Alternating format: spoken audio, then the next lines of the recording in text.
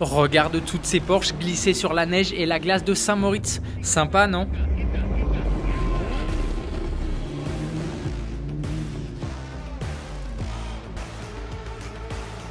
Allez, c'est parti pour ton Automoto Express.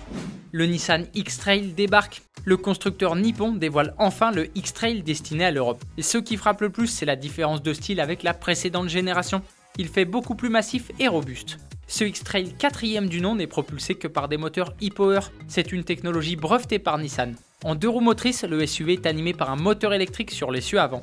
C'est ce dernier qui entraîne la voiture. Le moteur thermique sert uniquement de générateur. La puissance finale est de 204 chevaux. Ce X-Trail est également disponible en version 4 roues motrices de 213 chevaux. Pour ce qui est du tarif, le modèle d'entrée de gamme débute à 42 700 €. Une Supra sauce Resto Mode. Un Resto Mode, c'est quoi? C'est offrir à une voiture ancienne un look plus contemporain et des technologies modernes. Pour imaginer cette auto, le designer Hakosan Designs est parti d'une Toyota Supra A70. Cette voiture a été commercialisée entre 1986 et 1992. Et comment dire, ce n'est pas la plus jolie des générations de Supra. Mais avec beaucoup de travail et des bonnes idées, il est possible d'inverser ça totalement. La preuve avec ce Resto Mode, cette auto est top, si seulement ça pouvait donner des idées à Toyota ou à un préparateur automobile. C'est le sujet de la question du jour, que penses-tu de ce Resto Mode? Aimerais-tu qu'elle soit commercialisée? J'attends ta réponse dans les commentaires. Les concepts Hyundai en action. Le constructeur sud-coréen a profité de l'été pour dévoiler 2 concepts au caractère très sportif. Le RN22i et le N-Vision 74. Le RN22i reprend la plateforme et le look de la future Ioniq 6. Le châssis a évidemment été rigidifié et la carrosserie bodybuildée. Ces moteurs électriques développent tout de même 585 chevaux pour une vitesse de pointe de 250 km/h. Costaud. L'approche pour imaginer le deuxième concept est totalement différente.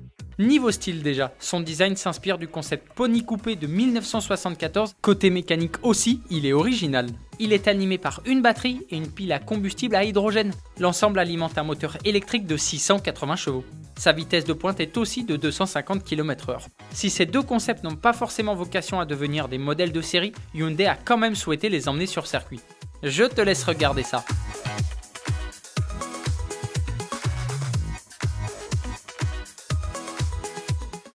BMW passe la seconde. Depuis sa présentation début juin, BMW et la M-Hybrid V8 ont écumé les circuits européens. Le but était d'enchaîner les kilomètres pour résoudre les problèmes initiaux. Mais les séances de roulage ont commencé à s'intensifier. Depuis le début du mois, BMW M Motorsport et BMW M Team RLL, équipe qui engagera le prototype dans le championnat d'endurance nord-américain en 2023, vont multiplier les essais sur les circuits aux USA. L'objectif étant de travailler sur la performance et de tester une multitude de pilotes différents. BMW veut être performant dès sa première course, les 24 heures de Daytona en janvier 2023. La livrée de course de la BMW M Hybrid V8 sera dévoilée le 22 septembre. Avant de se quitter, on va revenir sur la question d'hier. Je te demandais comment trouves-tu la Ducati Street Fighter V4 Lamborghini? Et il y a un peu de tout dans les coms. Laurent, tu trouves que Lamborghini et Ducati avaient déjà fait très fort avec la Diavel, mais là c'est très fort. Timothée, tu ne comprends pas cette association et tu en veux au groupe Volkswagen.